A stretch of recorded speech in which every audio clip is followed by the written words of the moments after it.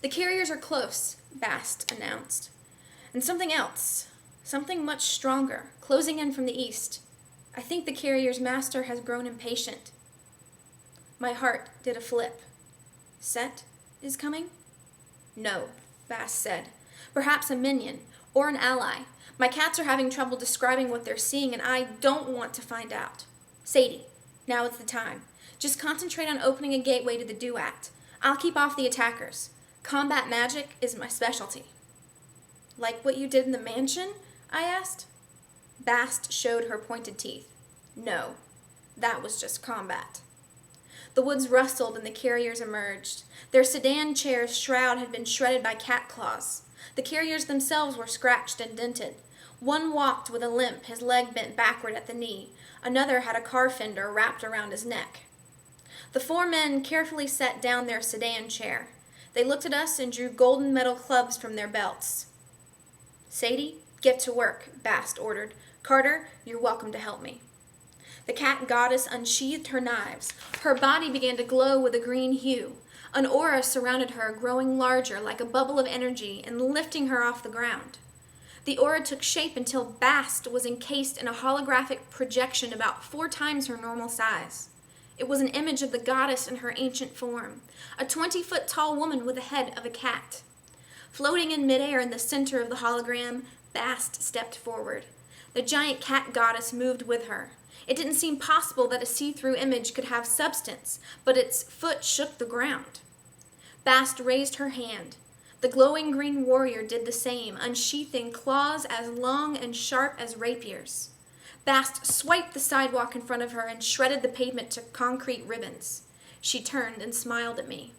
The cat's giant head did likewise, bearing horrible fangs that could have bitten me in half. This, Bast said, is combat magic. At first I was too stunned to do anything but watch as Bast launched her green war machine into the middle of the carriers. She slashed one carrier to pieces with a single swipe, then stepped on another and flattened him into a metal pancake.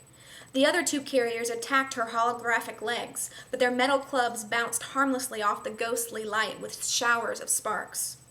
Meanwhile, Sadie stood in front of the obelisk with her arms raised, shouting, "Open, you stupid piece of rock!" Finally, I drew my sword. My hands were shaking. I didn't want to charge into battle, but I felt like I should help. And if I had to fight, I figured having a 20-foot-tall glowing cat warrior on my side was the way to do it. Sadie, I'm going to help Bast. Keep trying. I am! I ran forward just as Bast sliced the other 2 carriers apart like loaves of bread. With relief, I thought, well, that's it. Then all 4 carriers began to reform.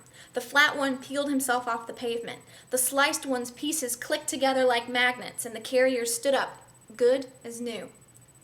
Carter, help me to hack them apart, Bast called. They need to be in smaller pieces.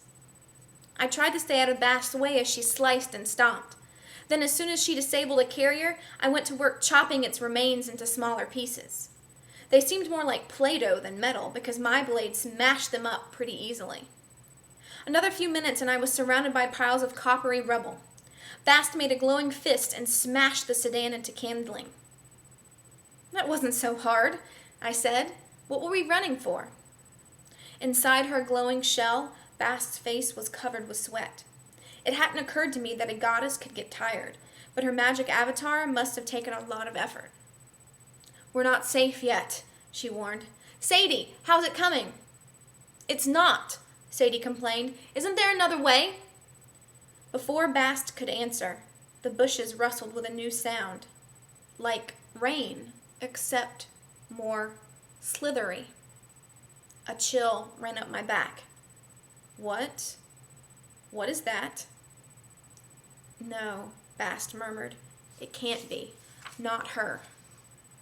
Then the bushes exploded. 1,000 brown, creepy crawlies poured from the woods in a carpet of grossness, all pincers and stinging tails. I wanted to yell, "Scorpions!" but my voice wouldn't work. My legs started trembling.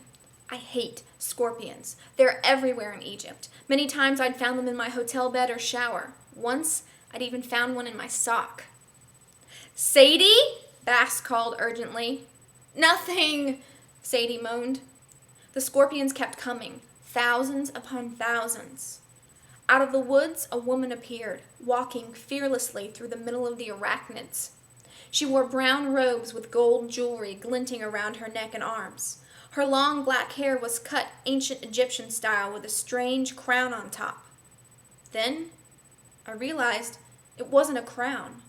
She had a live, supersized scorpion nest on her head. Millions of the little nasties swirled around her like she was the center of their storm.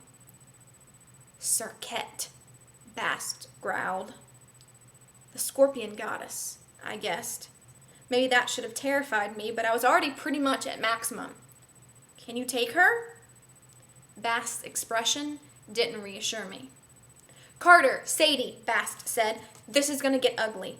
Get to the museum. Find the temple. It may protect you. What temple? I asked. And what about you? Sadie added. I'll be fine. I'll catch up. But when Bast looked at me, I could tell she wasn't sure. She was just buying us time. Go! She ordered. She turned her giant green cat warrior to face the mass of scorpions. Embarrassing truth, in the face of those scorpions, I didn't even pretend to be brave. I grabbed Sadie's arm and we ran. This is just the first of many Egyptian gods and monsters that Sadie and Carter have to face, all the while trying to not only find their father and save the world from Set's evil plans, which are very sinister, and I can't tell you anything about it, but also while they're trying to avoid a group of magicians called the House of Light that actually their father belonged to, who would rather have Carter and Sadie killed than have to deal with the fact that they may be the most powerful Egyptian descendants in thousands and thousands of years. So if you want to find out if Carter and Sadie can save the world, if they can rescue their dad, and what he had planned there at the Museum of History to, quote, make things right, you need to read The Red Pyramid by Riordan. It's fast-paced, it's exciting, there are some great characters here, and I guarantee you, once you pick it up, you won't want to put it down. So find it, read it, tell us about it on the blog, and I will see you here next week. Bye.